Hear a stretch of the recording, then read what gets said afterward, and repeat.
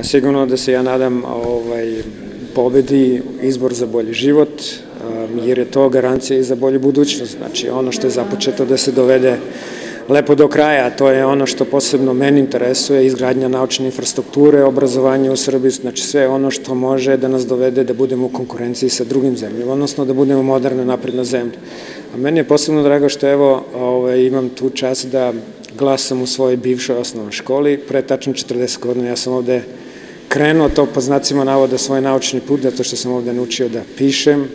da računam, išao u školu ovde do 8. razreda osnovne škole i sigurno postoji neka simbolika i ja mislim da je uspeh i za celu državu, odnosno za sve nas koji živimo u Srbiji, da imamo tu privilegiju, jer kad se ja setim kako je bilo nekada i kako je sada imamo jedan demokratski sistem, ja mislim da je to u stvari i pobeda,